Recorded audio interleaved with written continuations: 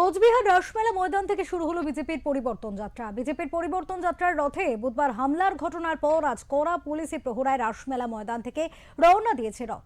কোচবিহারের খাগড়াবাড়ি চৌপতিতে বিজেপির এই রথযাত্রাকে কেন্দ্র করে একটি দলীয় সভার আয়োজন করা হয়েছে।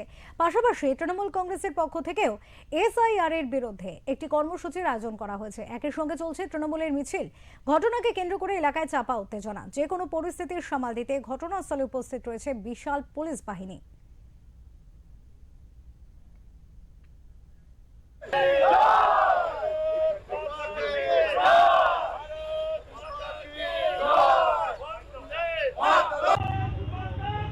বর্তমান শাসক দল টিএমসি ভালোভাবে জানে যে তাদের পায়ের তলা থেকে মাটি সরে গেছে।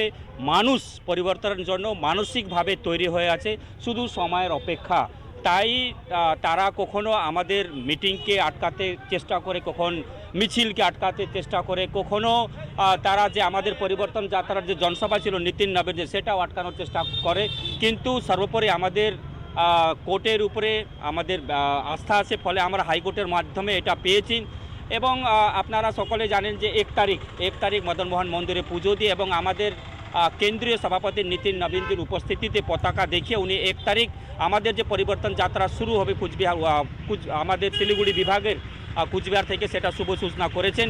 এবং তারা সবসময় চেষ্টা করেছে যে রথটাকে ভেঙে দেওয়া এবং এই যাত্রাটাকে ভঙ্গুর করার তারা চেষ্টা করছে, কিন্তু কোনোদিনও সেটা সম্ভব হবে না। আমরা যে রথযাত্রা যেটা পরিবর্তন যাত্রা শুরু করেছি, সে পরিবর্তন যাত্রা শুরু হবে এবং যা আমাদের যেখানে যেখানে যাওয়ার কথা সেখানে নিশ্চিতভাবে যাবে। এখান থেকে কুচবিহার দক্ষিণ থেকে শুরু হয়েছে, উত্তরে যাবে, মাথাভাঙ্গা যাবে, শীতলকুচি যাবে, নাটাবাড়ি যাবে এবং সরপরি তুফানগঞ্জ হয়ে সেটা আলিপুরদুয়ার জেলায় কুমারগ্রামে ঢুকবে। টিএমসি শতও চেষ্টা করুক না কেন, আমাদের যে পরিবর্তন যাত্রা আছে সে পরিবর্তন যাত্রাকে আটকাতে পারবে না।